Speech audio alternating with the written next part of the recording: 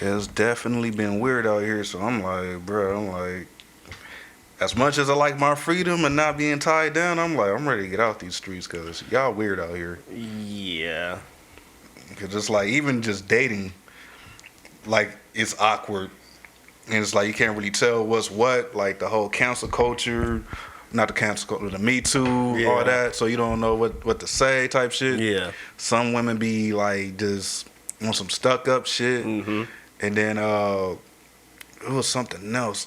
And like, it's interesting because as much as they say guys don't know what they want, I'm like, women don't really know what the fuck they want neither. Probably, I think guys almost more. I think guys know what they want more than what women know what they want. I feel like some women have like a gist in their mind. Yeah. And then the right man comes around with the like right type of leadership and right type of plan, and then they say, "Oh, that's it."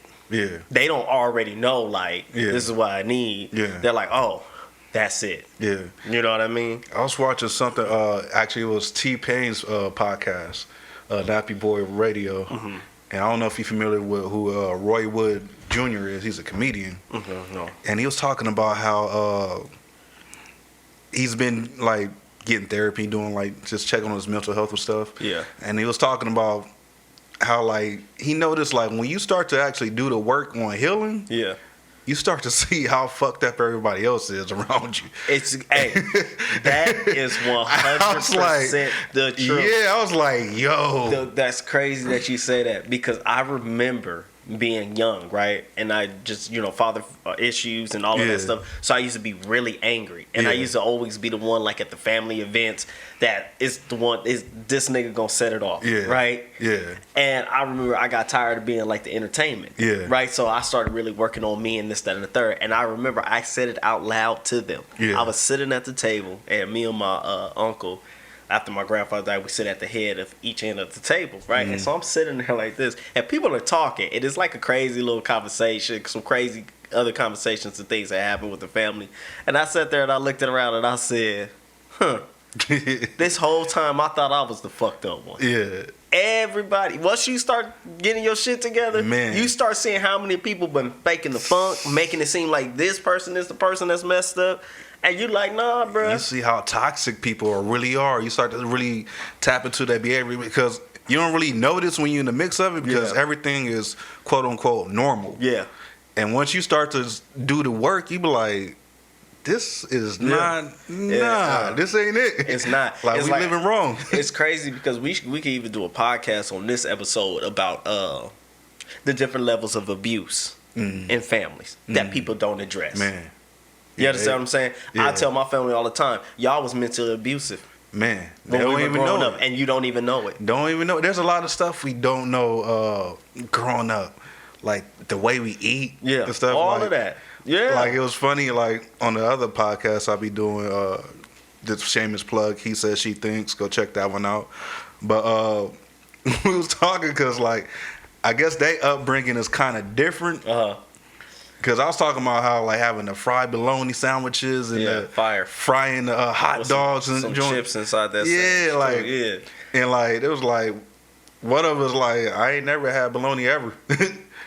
And never had the hot dog sandwich. I was like, yo, I'm like, what? I'm like, that's a staple in the hood. You missing out on life. That's crack right there.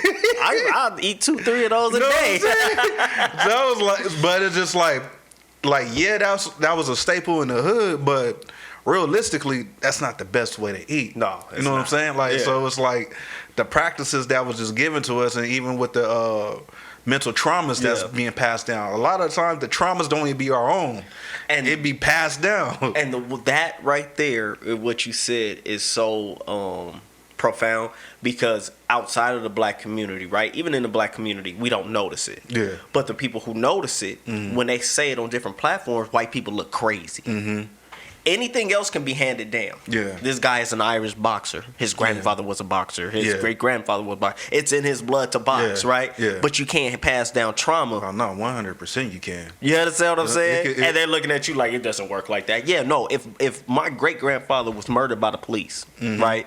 And then his son raises his kids to be afraid of the police. And then his kids, which is my grandparent, raises my parent to be afraid of the police. And then my parent tells me to watch out. It's a cycle. We're handing down trauma. I remember watching Hot 97. Ebro had brought up a study on they were studying Holocaust survivors. Right. Well, before you do that, this is Don't Shoot the Messenger. We just dove right in. Bang, bang, bang, bang. So just in case y'all didn't know, it's your boy Simmons. It's your boy Dang. And it's Don't Shoot the Messenger podcast. Bang, bang, bang, bang. But go ahead. Yeah, we just hop right in. I know it's been a minute or whatever, but yeah. We're going to do proper introductions. Let me just finish this thought. So he was basically saying they did a study on Holocaust survivors and Jewish people just of today or whatnot, like younger, whatever. And it was studying like the genetic makeup and how like they seen like change over time or something of that sort. And it's like if they was able to recognize that in Holocaust survivors, imagine what they were recognizing black people. Hey, but they don't. But they don't want to do that the same way they don't want to teach critical race theory or anything about true American history. Yeah. Because the thing is, they're running from accountability. That part. See, they're not in trouble for anything that they've done because they weren't alive back then, right? Yeah. Where I say they run from the accountability is this: because if we all collectively accept that is a social deviant, slavery was bad, racism is bad, people with that thought process is bad, then society has to change because we all collectively have to say when we see it, we have to call it out and say what it is. Yeah. A lot of people have still been raised with that same mentality, so they feel triggered and they feel attacked because why? You're attacking their way of living, their way of thinking. Yeah. And then on top of that, it's like once we start having to really call out some of the bullshit, now it's like, okay, once we make some of the change, like some of that change or the things that we want to change is attached to why you're ahead in life. Yeah. And why you got X, Y, and Z. Why we don't have X, Y, and Z. For example, what's the gospel rapper Lance? Lecrae? Lance Lecrae. When he did the little the interview and that white pastor said, let's stop calling it white privilege and let's call it white blessing.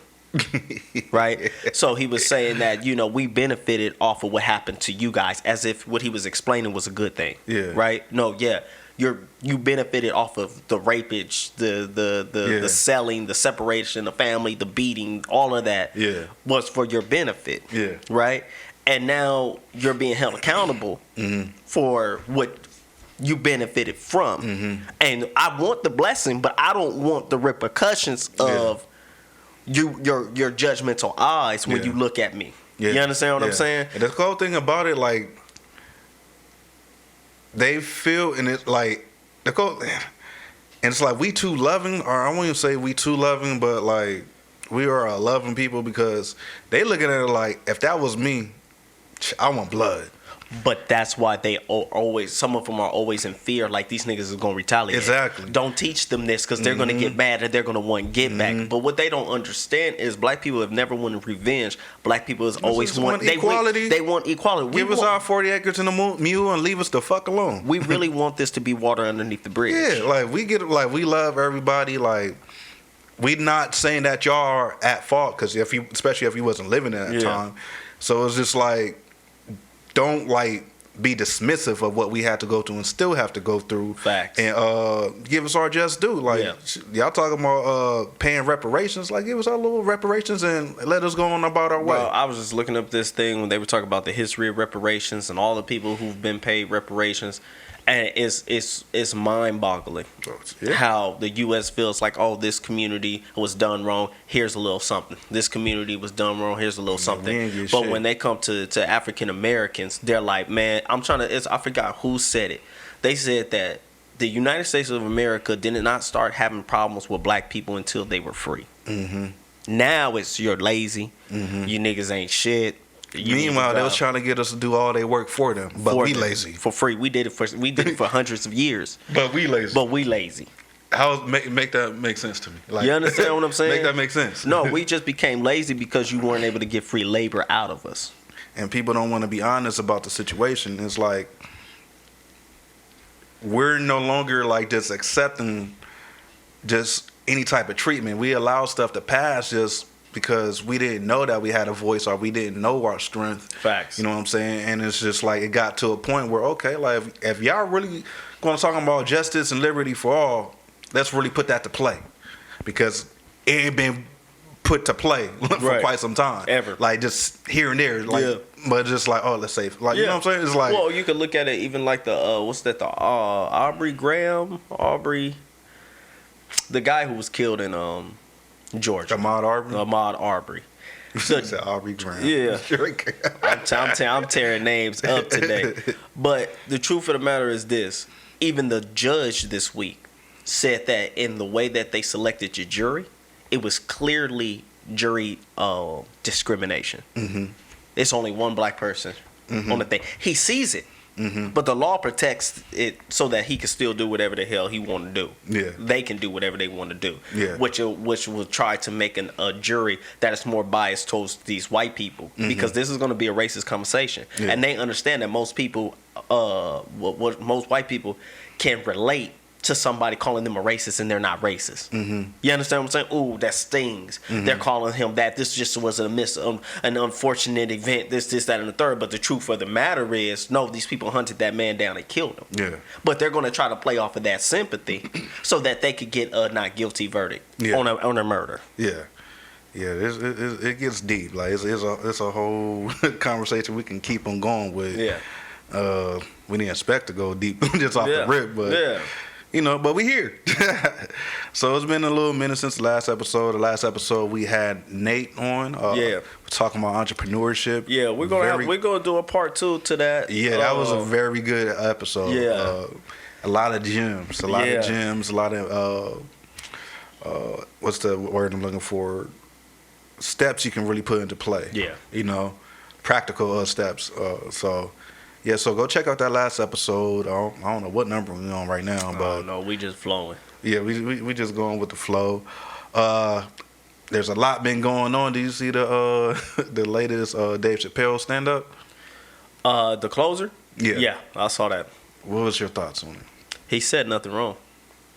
But before we get to the meat of it, I thought it was good. Yeah, I like me personally. I think this serious comedy is like for me.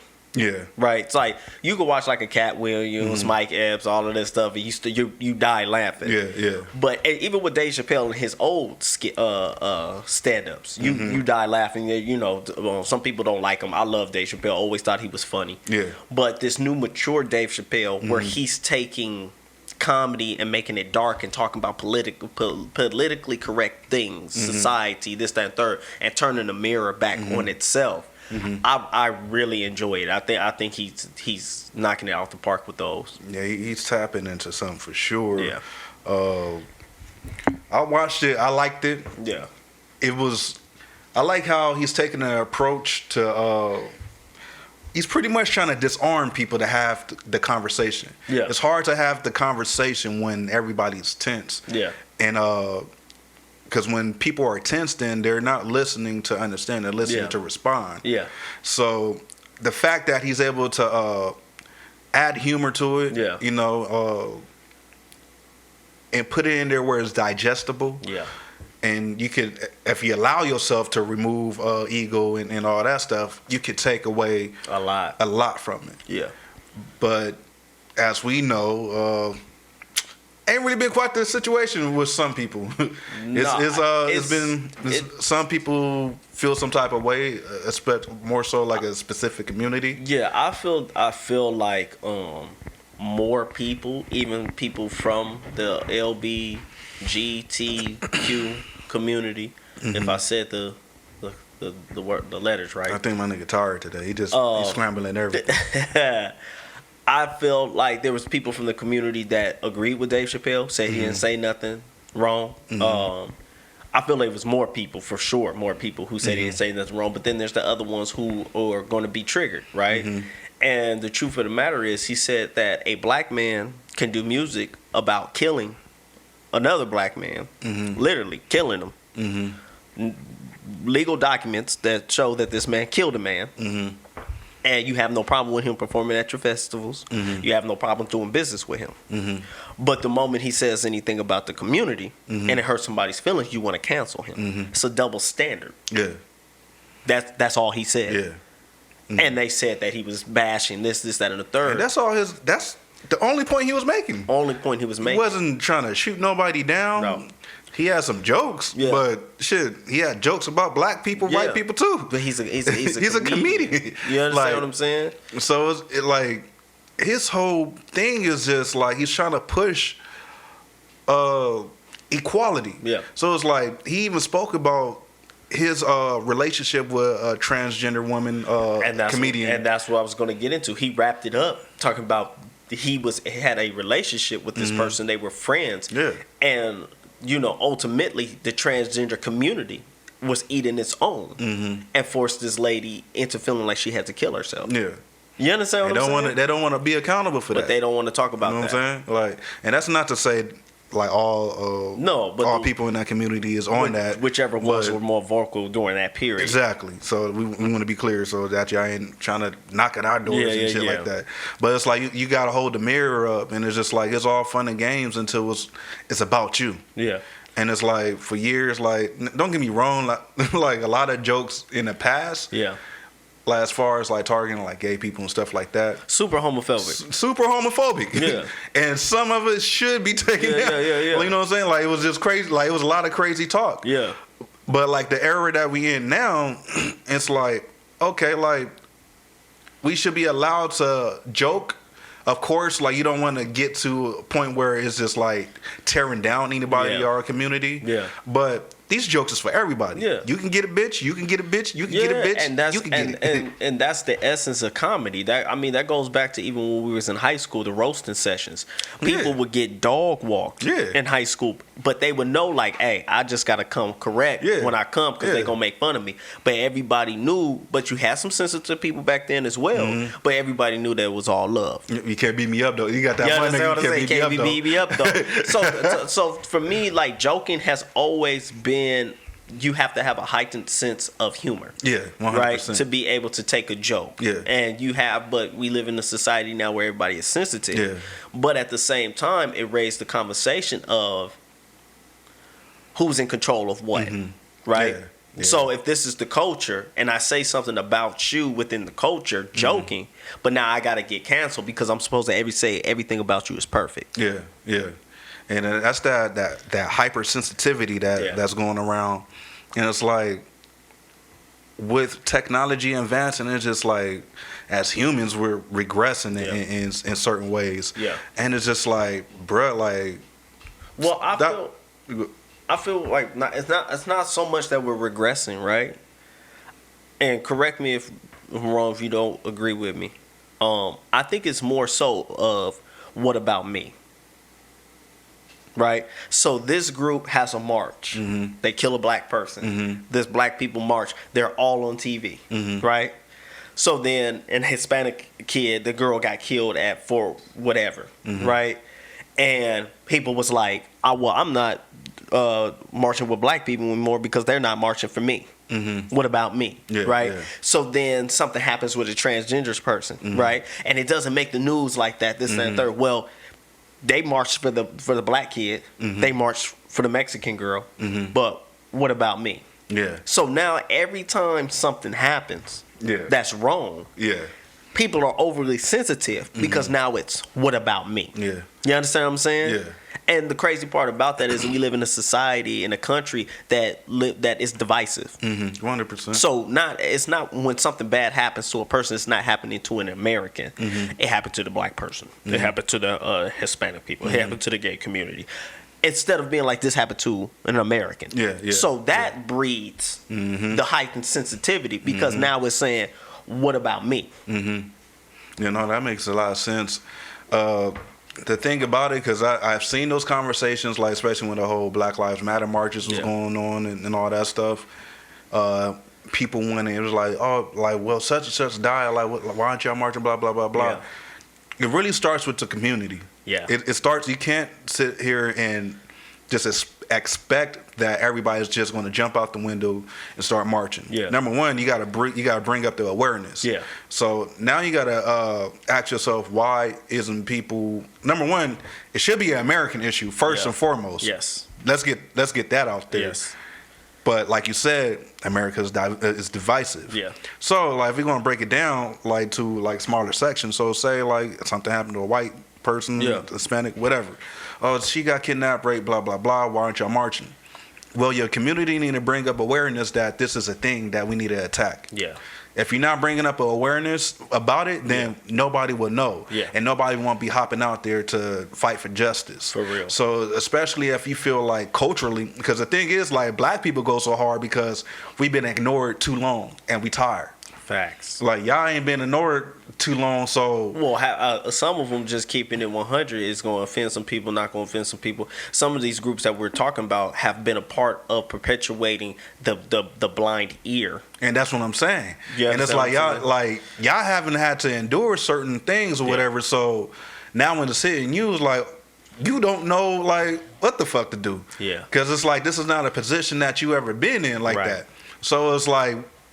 It starts with the community recognizing, like, okay, let me stop pointing fingers. Like, what are we going to do first to bring noise, and then everybody else will come and follow suit. Yeah. If you're not going to try to raise the awareness and make noise for everybody to follow suit, then people are just not going to really know. Like, there's millions, thousands, and millions of cases out there that happen every day that people just don't know about because there's no awareness. Facts. Like, we noticed that we wasn't getting shit done, or we wasn't getting the awareness before.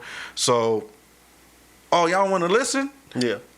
We don't want to do this, but we gonna tear some shit up. We gotta tear it up. We gotta burn this motherfucker to the ground to get people's attention. You know what I'm saying? You understand what I'm saying? So when you guys get sick and tired of being sick and tired, you gonna find a way to. But don't be storming the Capitol. That was just no, stupid. Man. Listen, that was white privilege. That's white people thinking that their head white supremacist leader lost, and they are losing control of society. You understand what I'm saying? This white lady just got sent to jail. She got to do 2 months. Yeah, she's just got. She was real estate owner. But she said her white skin and blonde eyes and blue eyes and blonde hair was going to keep her out of jail. And it was like, you don't say. Huh? You understand what I'm saying? Take your ass to jail. That's the type of people that's the type of people who stormed the Capitol. Yeah. You understand what I'm saying? Those weren't your regular white folks. Those those are your white supremacists. Yeah. That was the super privileged ones. Like you got the people that got some common sense. Like, I'm not about to do all that. Yeah. Like, we ain't talking about. I don't agree with it. I don't agree with it, but I'm not about to do that. Yeah. I have no issue with you feeling some type of way and wanting whoever you want. But the ones that went out there acting a stone ass fool, man, like most of these motherfuckers was rich. Man. They had money. That lady was a real estate agent. She was a real estate agent making bank where she lives. These people had got money. Yeah. So you guys were fed up because a crooked businessman wasn't getting out of the office. And now no longer you're not going to benefit from his tax cuts and all of this stuff. So, listen. In society, we have to get to a point where it's one people because that's where the sensitivity comes from. Yeah. And Dave Chappelle tapped in on that. Dave Chappelle, what he was actually showing in that stand-up was that I can be aware of everything that's going on right now, right? I cannot agree with you. And I could joke about you, but at the same time, I can respect you. I can still see you as a human. I can still see you as a human because this is a person that he even let open up for him as a comedian. Yeah, you understand what I'm saying? Because he got to know this individual as a person, and then he got to see like, hey, what they're going through is a real thing. Yeah, this identity crisis that they feel is a real thing. Yeah, it's for us we may look at it as that's not a thing. Yeah, for them this is real. Yeah, and you have to respect that is real. Yeah, and he was saying, but I don't have to agree with it. Yeah, it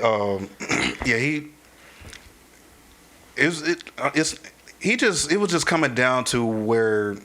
He's like, I respect you and see you as a human, but like I'm not about to sit up here and censor myself to account, like to not account, but to accommodate anybody. Yeah. I don't care, black, white, Mexican, old, young. Like you're gonna get these jokes. Yeah. Oh, and like, anybody can get it. You know what I'm saying? Anybody can get it. You gotta be open minded to. And it's just like once you stop making us like, how can I say this?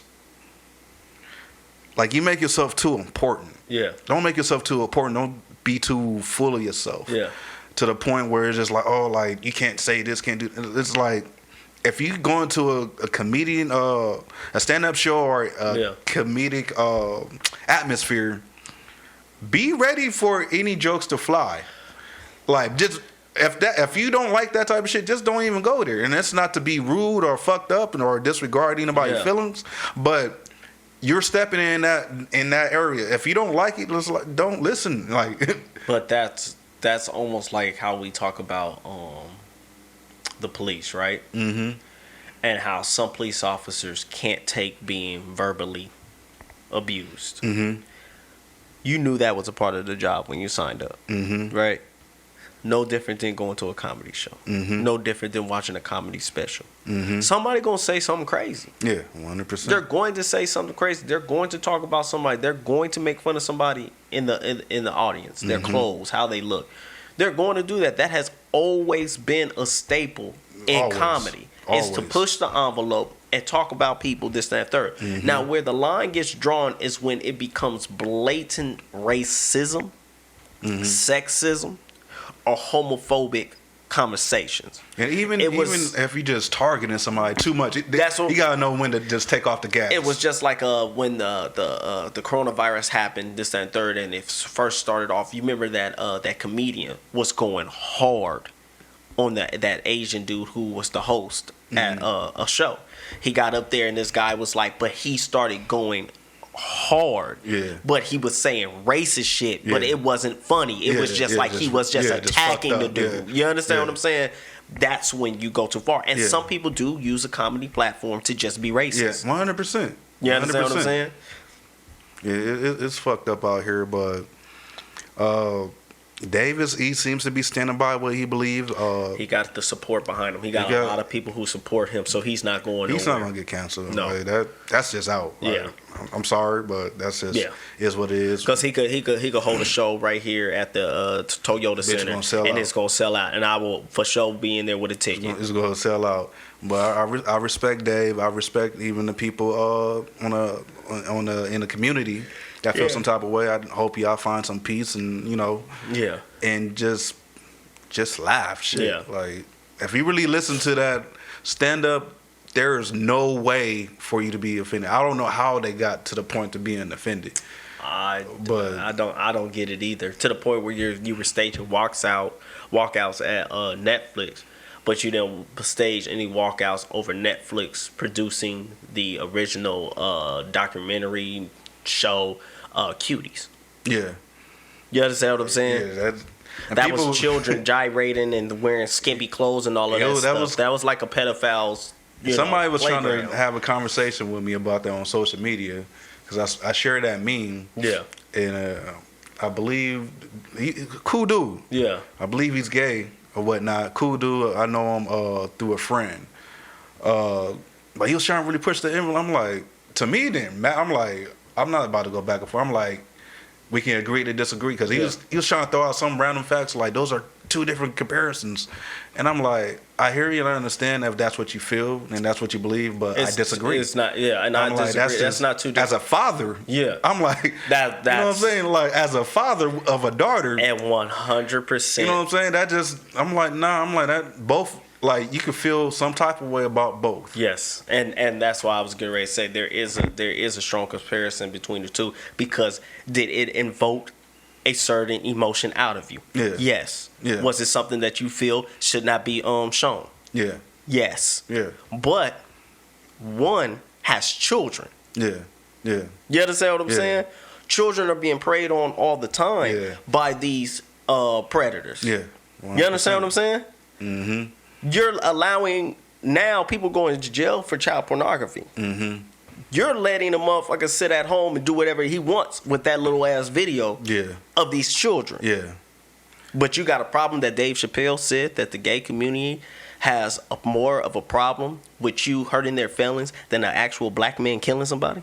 Yeah, I can't call it nowadays. It's interesting times. Interesting times. It is. Okay, let's shift gears. Seen that Kanye Drink Champs I did interview? Yeah, I did. I watched it this morning, and I watched it this morning on purpose because I'm over Kanye West. So I've been saying it, I'm over him. But I, at the same time, am I always say I want to die a wise old man, right? And the only way to die a wise old man is to be able to challenge your convictions. look at and talk to the other side and see what's going on in this, that, and the third. So I gave Kanye West another chance to actually, sit down and have a conversation that kind of brings things into perspective. Yeah. Yet again. Disappointed because it's contradictions all over the place. The biggest contradiction that I would tell you that stood out to me, and it mentally had me punching the air, was all of a sudden him being back a pro-black man, right? Where white supremacy is this, and they're holding us down, and the country pushes this, and they push that, and blah, blah, blah, whoop-de-whoop. And then he came to a point in the interview where he was like, when I go to certain places and they say Kanye West the rapper, I believe that white people are calling me a nigger. Yeah. Right? And I'm sitting there like, but you went to go see Donald Trump, who is empowering white supremacists, people who will call you a nigger to your face, and you told him he was a father figure. Now all of a sudden you have a problem that these people call you a rapper when they see you, but you believe that that's code word for white people as nigger. Bro, I'm lost. The contradiction is crazy. Slavery was a choice. You were saying everything that we're plagued by is mental. Now you're getting out here saying that when they say this to me, they're calling me a nigger. What is it?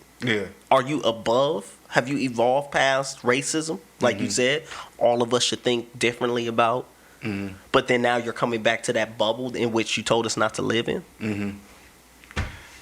Yeah, watching that interview, the same as, I don't know what was the last thing I seen him speaking on, but he's unable to convey a complete thought.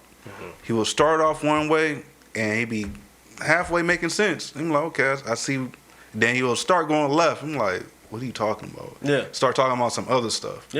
And it's like, I think like his mouth can't keep up with his mind. Right.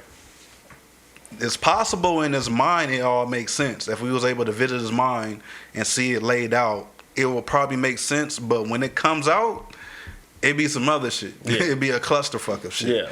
And it's just like you're just left to like, what are you really trying to do, bro? Like what's your purpose? You're all over the place. You're not making sense. Like one of the things that bothered me was that he said that basically Kim Kardashian reshaped beauty, or how do you say that? Changed the look on beauty, or the standards of beauty or whatnot. It's like, oh, she got ass and curves and blah blah blah. She used to get made fun of in school, but now look at her. Everybody want to go get ass and blah blah blah. But I'm like, what about the black women that were naturally curvy with the ass, with the full lips, and you know what I'm saying? So I'm just like, that's kind of disregarding like black women. Like I say it all the time when it comes to that topic, right? The backlash that women like Kim Kardashian get comes with the territory, right? You're going to get that backlash because society is divisive.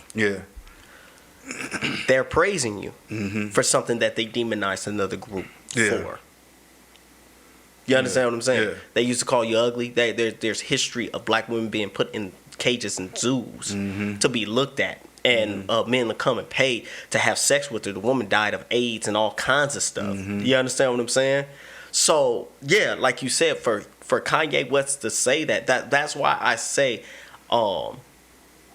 as smart as he believes that he is, when he opens his mouth, you could tell that there's a lot of key information that's missing. Going back to the TMZ interview where Van checked him, it was like, slavery was a choice, because you're missing a 100% key vital information for why slavery was able to work. You understand what I'm saying? Same thing with this. You're missing key vital information on why Kim Kardashian and women like Kim Kardashian are put on the limelight as being beautiful, right? Because it's the opposite of black skin. Everything that a black woman has had was called ugly for. It's now the standard in white women. Kim is even getting tans and shit to get her skin. You understand what I'm saying? Stuff. And that's not. And it sucks because she's gonna get caught in the crossfire because of him. Yes. And it's like, I don't believe her to be like a bad person or nothing like that. You know what I'm saying? And like that's why I said it sucks because it's almost like it is what it is. Yeah. You're taking hits for something that happened before you even existed. Yeah. So it's just like it just sucks in that capacity. And Kanye is not helping the situation. No. And then even like to go a little bit off topic, like where it is on the street, Pete Davidson and Kim been seen on a couple dates. Yeah. So I'm not sure what's going on there. Kanye apparently seems like he's trying to fight for his family, according to that interview. Yeah. So it's just like he just need to sit down somewhere. And when Nori was trying to give him he gave him drinks and passed the joints to him. I'm like, that was probably like that was the worst. That was probably I was looking at Nori do. like, come on, bro, like Nori 100% is ignorant. He'll tell you, and he is. And it's like, and it's almost like you shouldn't be that ignorant, but it's like that's really his character. That's really his character. So Nori really is the homie that's like. The homie came through and he mad like somebody in the neighborhood done did something to him, and Nori like, man, we'll smoke this, drink this, and if you need a pistol, it's right there. Yeah. Now the dude done got turned up on that liquor and that weed, and he like, hey, let me grab your pistol real quick, and Nori like, hey, sure, go for what you know. Now his homeboy sitting in the cell for the rest of his life when you could have just came there and been like, man, it happened all the time, relax and chill. Nori is that homie that's too ignorant to actually give you the right advice, because I thought that at times in the interview, just like when he said Big Sean was the worst signing he ever did, Nori in his mind is like, Big Sean is not the worst signing you ever did. Absolutely. So that he was like, give it up for that, give it up for that. And then he was like, wait, you mean worse? Because Nori knows that Big Sean's not the worst sign that he's ever done. You understand what I'm saying? Yeah. So you have to understand, Nori is not actually mentally there at times. Sometimes he's just letting you talk and get your stuff off and this, that, and third, and he's not paying attention, because if you pay attention, he kept saying, what does that mean? Yeah. What does that word mean? Yeah. How does that mean? Yeah. You understand what I'm saying? So I just feel like Kanye West, again. What do you think about what he had to say about Big Sean and Talib and Just Blaze? Well, you have to. It's a hip hop talk now. We get into a little hip hop talk. I looked at like when you talk about like Just Blaze, I like Just Blaze's response. Right? So Just Blaze is like, Kanye is trying to make everybody be on Kanye's level. Your level of success is not my level of success. My work ethic is my work ethic. What I did is what I did. You understand what I'm saying? Kanye West, even when he talks about Big Sean and all that stuff, he's talking about, I know Big Sean's mom, I know this, that, and the third. He's talking about, I believe that you're supposed to be loyal to me regardless. And it wasn't even about no music. It was mad because it was political. It was like, what? Like, so that's the point that I'm making. Kanye West he's so inflated in his view of himself that he's like, hey, I'm gonna hold y'all down, this, that, and third. But when I say we all jumping off this cliff, we all jumping off this cliff.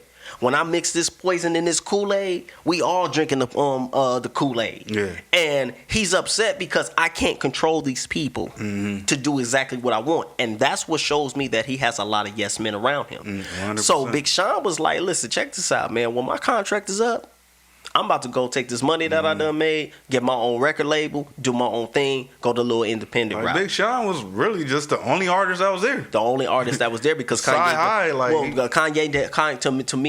did not, and this is hip hop talk, Kanye did not use his stable that he had properly.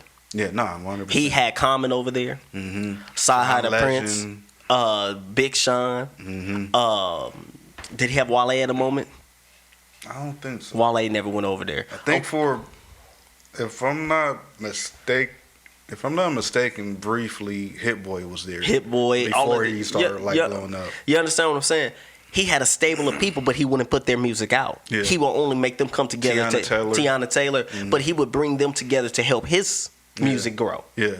But he never sat down and said, "We the people need Sci-Hi," because No Church on Sunday is a classic album to me by Sci-Hi the Prince. You understand what I'm saying? He went in. You know what I mean? You know, and Common is iconic. Yeah. But Common never had like that signature album from Good Music that he put out. Yeah. You understand what I'm saying? And I remember.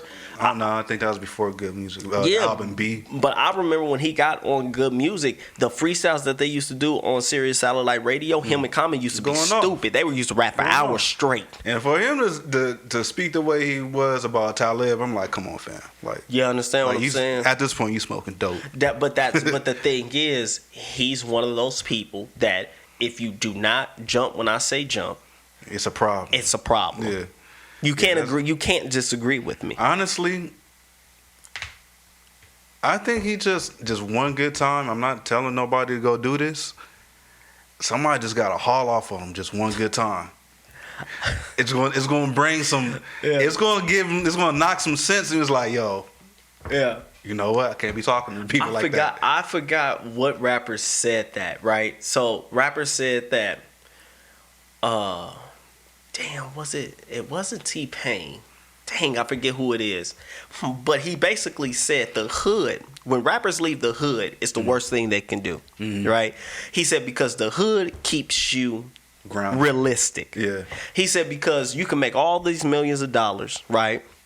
I think I seen that same one. But I believe it was Kanye West who said it. No, it was somebody talking about Kanye West for moving to Wyoming, right? And he said that when you go out to Wyoming, you go around people who ain't like you and they don't come from where you come from. He says you're out there and you're with your own thoughts. You're just rich. Was it Lupe? It was Lupe Fiasco. I think it was Lupe. It was Lupe Fiasco. Yeah. And he said you're just rich. Yeah. He said, so he was like, I have rich friends who have like Egyptian rugs that came from like the 18th century and all of that stuff. He said, and they got a pile of clothes sitting on it. Yeah. Like this thing is worth millions of dollars. They got dirty clothes sitting on it. He said, rich people just start buying things that they don't need and this, that, and third. He said, because they're not around people, nobody keep them in reality, right? He said, but then that same rich rapper goes to the hood with all his jewelry on, flash and this, that, third, and gets bopped upside the head. It brings you back to reality and humbles you quick to realize that I'm no different than these people. I just got some money. You think I'm untouchable? Like you think you're untouchable, but you can be touched. Facts. Get around the right environment. So I'm always like, oh, you think you could just talk crazy to niggas? Facts.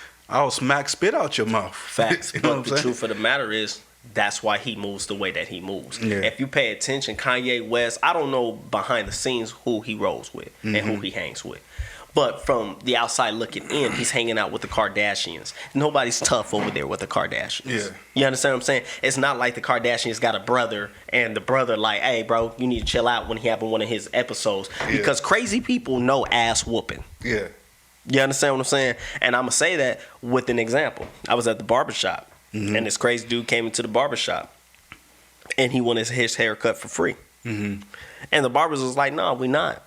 So he got over there talking to himself and pacing back and forth and this, that, third. And my barber's lining me up. And he was like, my barber just started lying as he lining me up. He was talking out loud. He said, look, check this out, bro. You gonna get your ass beat in here. That's what's about to happen. And so dude standing up, he said, I suggest you sit down and shut the fuck up. Dude sat down and was just sitting there quiet. And my barber told me, he said, listen, crazy no ass whooping. Oh God. They know, like, listen, I'm gonna push it, and they're gonna be in here packing me out. You understand what I'm saying? So you gotta understand, Kanye West could have all the issues and the episodes that he's having, but if he knew that there was somebody there was gonna put hands on him, he would calm all that. He's not doing that. We're like, what about how Sway? If Sway would have smacked him, we were like, if Sway was a real one on that level, he wouldn't have said none of that. You understand what I'm saying? Kanye West ain't talking to Gilly the Kid and his brother like that. Nah, Sway is different. I let him pass because I understand he's more on a corporate level than a Gilly. Gilly would have been like, hold on, bro. Now I feel like you disrespected me. And now Kanye would have been in the atmosphere where he has to come back. Now he's going to just bring it down. Like, you understand what I'm saying? Because crazy knows ass whooping. It's that fear. Everybody's not above fear. No. Once you realize that you're in a situation where your health might be compromised. Yeah. He's gonna dial that back. Facts. He's gonna dial all that back. Like, you know, I'm gonna bring my energy down. I'm gonna chill, but like I said, I just disappointed again in the conversation that came out of this man because it's all over the place. It's very contradictory. Yeah, I don't know.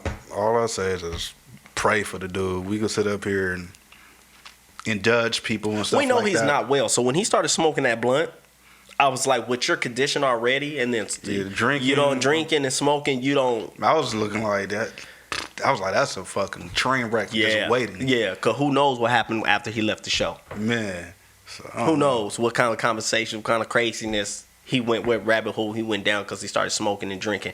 And, you know, Nori should be ashamed of that because that brother, he really does have a chemical imbalance. Yeah, 100%. Yeah. Like, Nori, I don't know. I praying for the dude. Hope he get his mind right and get the right people around him. Yeah. Like, that's what it really just come down to. We just need the right people and shoot, you know, just keep on chasing God if that's what he's really doing. I hope he is, man. You know? I hope he's looking for something to help him. Okay. Shifting gears. Once again, back in the public eye. Yeah. And not for the right reason. It always be. Don't get me wrong. I guess like Will, he be in the public eye for doing whatever he be doing, jumping out of planes and shit, whatever. But as far as the couple, him and Jada, it don't really be the best of lights. It's and here we go again. Man. Here we go again. We thought we had got past the whole entanglement. Apparently. Right? That came out of left field. August Alsina came out making, you know, outlandish accusations. And Jada came out to confirm that these accusations were true. Mm-hmm. Put her and Will Smith on the Red Talk table and told the truth and had this brother out here looking crazy. That nigga looks stressed. So it looks like, you know, he done survived the entanglement. Mm-hmm. He's doing his thing, still doing his whole live life campaign, all of that. Mm-hmm. Everything looks good and copacetic. Mm-hmm. Then boom, out of left field, Jada posted another video where, out of context, but still enough information to make people run with it, mm-hmm. that Will Smith, after so many years of marriage, mm-hmm. still does not know what she wants and how to please her. Mm-hmm. I don't know how I can explain this, but your job as a significant other mm-hmm. is to protect your spouse. Yeah, 100%, especially in that line of work. You understand what I'm saying? Especially because Will Smith has a persona mm-hmm. in the public that he has to keep up with. Like, Will can't come out and be like, "Bitch, what's wrong with you?" Yeah. Because he's not that man. Yeah. You understand what I'm saying? He's the happy-go-lucky, living life guy, mm-hmm. right? He's the one that has to take it all on the chin and just, this is how life goes, this, that, and third. But at the same time, these hits are not coming from an outside foreign mm-hmm. entity. These hits are coming from within the home. Mm-hmm. So now you want to get out there and be like, "Oh my goodness, how'd you guys take this out of context and this, that, and the third?" No, it's not how you guys do. That is a clip you put out. Mm-hmm. And you didn't think that people were going to look at it as that's why you went to August Alsina? Yeah. Was because Will Smith don't know how to please you? Mm-hmm. After being married to you all these years, now you're making him look like he's just a typical nigga who married to a woman, don't care nothing about her, don't put no time in with her, none of that. Yeah. You understand what I'm saying? Yeah. It's frustrating to me as a person who's getting married. Yeah. It's frustrating because I know as a boyfriend, now a fiance, heading to be a husband, my job is always to protect the integrity mm-hmm. of my relationship and how people perceive my woman. Yeah, 100%. You understand what I'm saying? Mm-hmm. But then to sit there and then watch this woman constantly put information out there that gives people ammunition to bash him. Think about this. Nobody likes the good guy. Mm-hmm. Nobody likes the person who looks like they're winning. Mm-hmm. Nobody likes a person who looks like they're enjoying life. Yeah. Everything is perfect. Mm-hmm. So they're always going to be looking for something to pull you down with. Yeah. it should not come from your spouse. Mm-hmm. And 100%. And it's coming from his spouse. It's not helping the situation. Yeah, because from what I gather, because everybody was running away with it, saying like she said what she said, whatever, that she wasn't happy in the bed. Apparently, with more context, that's not really what she meant. No. Like, that was just the tagline people ran with. Yeah. But like you said, it's just a bad look on Will. Because it's like, damn, it's like, then you got people like, damn, that's why she went to August. Oh, this nigga Will, like, little dick ass nigga, like, what the fuck? Like, people will say what they gonna say or whatever, they gonna talk they shit. But it's just like, it sucks when you just minding your business and staying the fuck out the way, and then you get caught up in some bullshit. I'm like, why am I, like, bruh, like, why am I the talk of everybody, the whole internet? Like, I'm not doing nothing but minding my business, writing this book, jumping out of planes, just trying to live my best life. And she should know better. She should. She at the age. Most people not going to go look at the Red Talk table in the hole. Nah. Most people are going to take that little minute, 15 seconds to a minute clip, and that's what it is. Mm-hmm. This is what happened. They're going to run with it. You know that. Mm-hmm. Why would you put that out there like that? You understand what I'm saying? Yeah. I made a post about it, right? And the post was about the whole, you know, trusting your partner and this, that, and third. And I understand the relationships that men mess up, women mess up. That's a part of relationships. It happens, right? The problem is, Will has always kept whatever him and Jada have going on between them. Right? So if her shit is the one that's seeping out. That's the point that I'm getting to. So this isn't a knock on women. This is on a type of woman that I'm talking to. Not all women, but a type of woman. You have to say that because, you know, people will come for you and be like, oh, you're saying all. I'm saying a certain type. And the type that I'm talking about is a emotionally out of control woman. Not a woman that's in control of her emotions, but an out of control woman. Because I know Will is not perfect. I know he probably has said some things that have hurt her. He's probably have done some things that have hurt her. I know that there's been times where they've caught him on a yacht with another woman, and that's when the spectacle comes on of, oh, they're swingers because this is actually his girlfriend, but he's married to her and this and third. But he never addressed it publicly. He just let it fade away. You understand what I'm saying? Because he was keeping the respect and the integrity of his relationship on however they're moving. Yeah. The only reason why they've been in the media the way they've been in the media is because Jada, her shit is coming to the light. Yeah. You mess with a kid who was not emotionally stable. So he ran to social media to air you out because he knew, like, I can't get a hold of you. I can't get you to talk to me because you was just twerking the little nigga out, and then you kicked him to the curb when he was twerking you because he was in love with you because his mother issues and all of these different things. That came to the light. You had to address it publicly. That made Will Smith look bad. Yeah. Your wife cheated on you with your kid's friend and this, that, and the third, and blah, blah, blah, and whoop-de-whoop. Your stuff keeps coming to the light. You understand what I'm saying? So the point that I'm making is this. A lot of, not all, but a lot of women are so intertwined with their emotions and not logic that they have these type of conversations. And they put the man in a bad light because emotionally, they got to get it off. Now, intellectually, they don't understand that maybe this group of people or this platform is not where I should be talking. Yeah. You understand what I'm saying? And I feel like that's the situation that Will Smith is in. He has a woman who emotionally is connected to so many things. And it comes out on that Red Table Talk because she wants to be real and she wants to be truthful and she wants to be as authentic as possible. That's what I was about to say. But what she doesn't understand is that your relationship is not for your platform. You can bring other people on who has a story to talk about. You can bring somebody on who's divorced.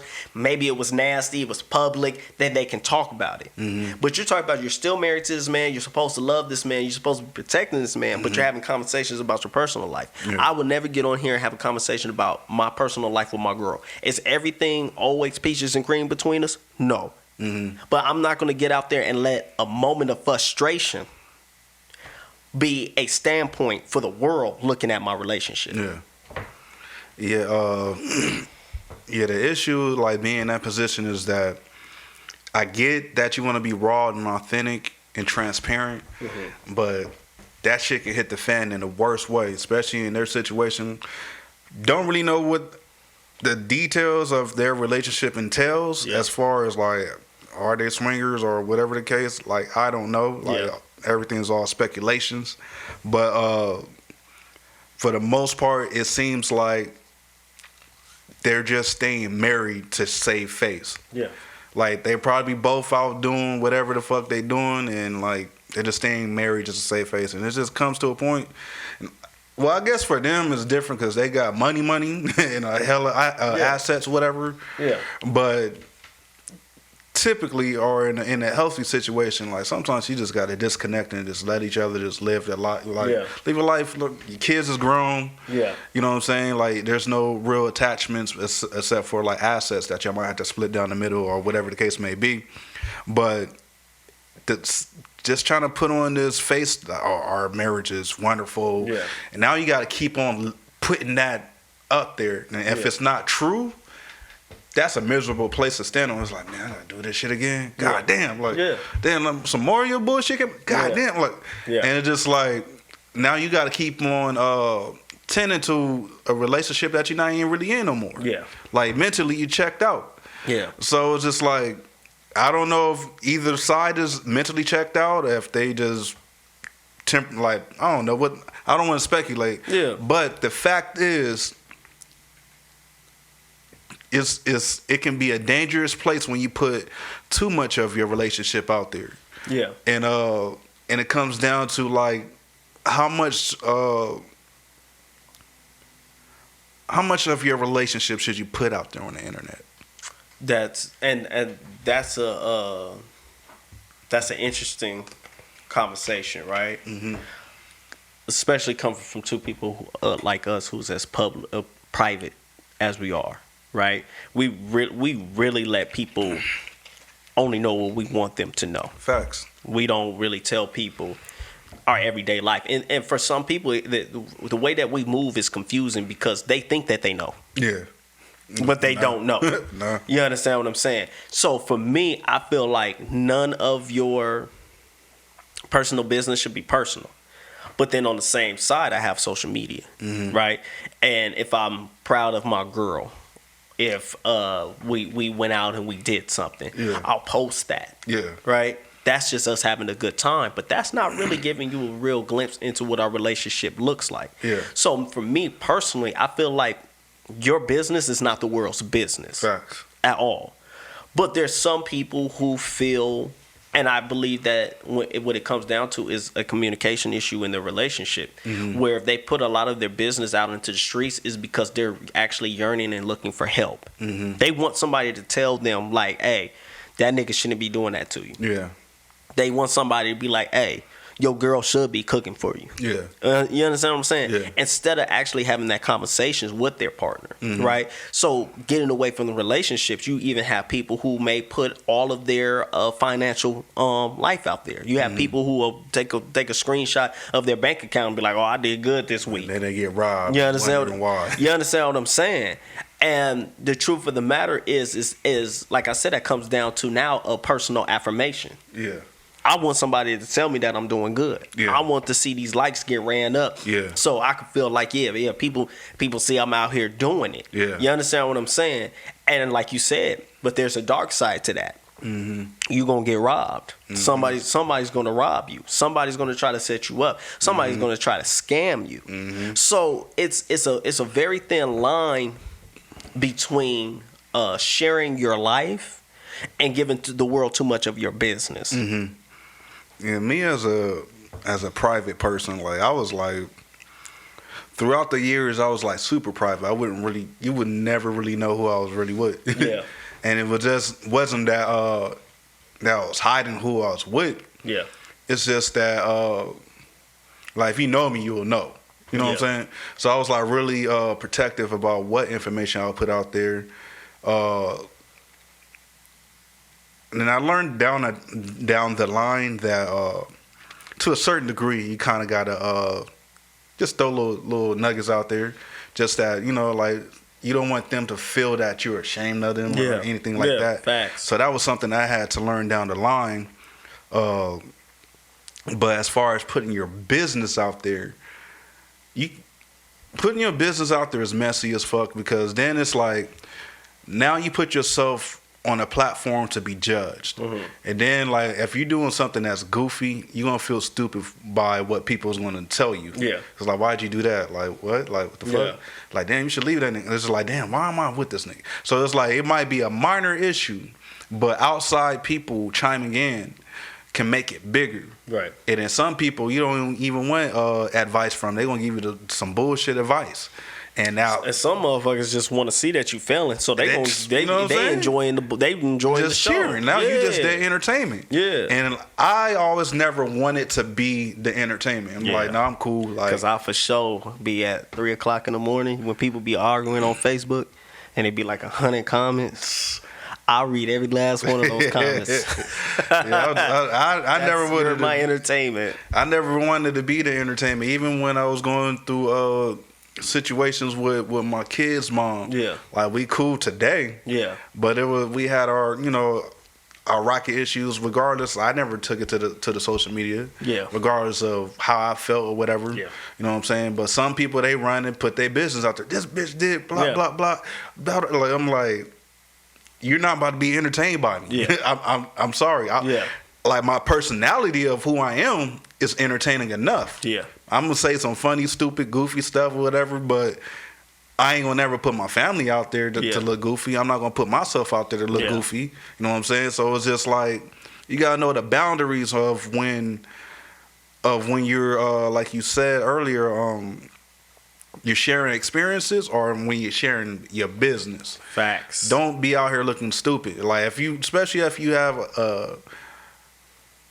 a good person by your side, regardless man or woman, like both sides, whatever, you don't want to fuck it up by having other people unnecessary mouths in the equation. Facts. Because they ain't gonna do nothing but steam shit up and make shit worse. But that's the thing that I try to get at with that Facebook post, right? Mm-hmm. And I try to explain to women that when you get emotional and you get frustrated, rightfully so, mm-hmm. about your partner, your husband, things that he's doing, and you go and you run to the wrong people. Mm-hmm. I remember going or hanging around my uncle years ago, and the people that was around my uncle and stuff, like the guys would sit there in the backyard and they would like shake their head and they were like, oh, the women, they in there drinking. I'm probably the topic of the conversation. Mm-hmm. This, that, and the third, because they shared information like that. Mm-hmm. And this information that was being shared mm-hmm. wasn't the most flattering information. Yeah. But it's couple shit. Yeah. And so now every time I come around, I got to see your death stares. I got to see you looking crazy at me, this, that, and the third. And in the moment, mm-hmm. that woman is frustrated with the man. Mm-hmm. So she's upset with him. And rightfully so. He might have done something wrong. Yeah. But then you go and you take it to these other people where something that's just a moment for you mm-hmm. is going to be a lifetime beef for them. Don't make a permanent decision on the temporary emotions. You understand what I'm saying? Yeah. And that's the thing that some people in relationships don't understand. Because vice versa, I've seen men share all of their information, right? And then, the women in their family don't like the woman that they dealing with. Mm-hmm. Because you was frustrated off of a one moment thing. Mm-hmm. You gonna love her in the morning. You gonna forget about it by next Tuesday. Your mama and your auntie looking at her like that ain't the one. Yeah. You understand what I'm saying? That Jezebel. You understand what I'm saying? That harlot. And that's what some people don't understand. They share information with people, and sometimes you don't understand the people that you're sharing information with wish they was in your position, mm-hmm. right? I remember I had a homegirl who I used to kick it with, and she told me that she used to mess with other people's men just to prove to herself that niggas wasn't shit. You understand what I'm saying? The logic behind that. You understand what I'm saying? Yeah. So that's why I kind of tell brothers now, like, if you messing with a girl, she know you got a girl, a lot of times you're not the man. This girl ain't just messing with you because you just ooh. Yeah. This girl is sitting there and she's looking at you and she was like, oh, okay, from the outside looking in, you look like you're a good dude. Yeah. And I never had a good dude, and I got an issue that I've never met a good dude like you. So now I'm gonna try to test to see if you ain't shit. Yeah. So she messed with you. You ain't shit. She goes home. She's comfortable that your woman ain't got an ain't shit nigga as well. That's crazy. You understand what I'm saying? So you have to understand that sometimes these people you're giving information to about your spouse and the information that you're sharing, these people don't have your best interests at heart. They're upset because from the outside looking in, you look like you're happy. And I'm miserable because I don't have a man. Yeah. You understand what I'm saying? Or yeah. I'm miserable because my marriage ain't working. But then when you come with that information, you think these people is sitting there, yeah. No, these bitches is telling you, nah, leave that nigga. Yeah. Because I'm miserable. Over gassing you up on some bullshit. Fuck that nigga and blah, blah, blah. Like, just giving you all types of this dumb shit. Same with niggas. Like, man, fuck that bitch. Let's go out, let's go out here and the go get whole something time else. because this nigga is mad that you loyal to your girl. Yeah. So he like, man, fuck, oh, she tripping like that, nigga, come with me to the strip club. Yeah. Because he know if I could get you in the strip club, you gonna be an ain't shit nigga like me. And now when I see you posting this and that third, I tap the nigga next to me and say, man, this nigga just was in the strip club with me the other day grabbing on these men. Like, that nigga think he better. No, he not. That nigga was with me just last night. You understand what I'm saying? We was over cuffing those booties and shaking ass. You understand what I'm saying? That nigga had to go to the ATM 3-4 times, nigga. He found something up in there that he like. He gonna go back by himself. All of that nonsense. Man. You understand what I'm saying? Don't fall for the trap. Don't fall for the trap. All your business is not for the world. It's not. Just number one, understand that be selective on who you talk to. Number one. Yeah. Number two, don't put your information out there on social media. You don't want to be the entertainment. And number three, communication. Like, just practice communication, proper communication. If something is bothering you, allow both of y'all should allow each other the space to speak. Yeah. When you're bothered by something. Number one, if you can't do that, then the issue is going to continue to thrive and grow bigger and bigger and bigger, and then eventually y'all go y'all separate ways. Yeah. So communication is oftentimes that's what it be. Watch how you communicate. Don't dismiss somebody else's feelings. Like, a lot of times, like, we can come off dismissive, and the tone. Like, watch how you talk. Like, you might mean well what you're saying, but the way you deliver it could come off in a way that can rub somebody wrong. Yeah. So those, to me, is key factors of proper communication. Watching the tone and the delivery. What was the other ones I just said? I might just sleep. Watching the tone and giving each other the space to speak what they got to say. Mm-hmm. You know what I'm saying?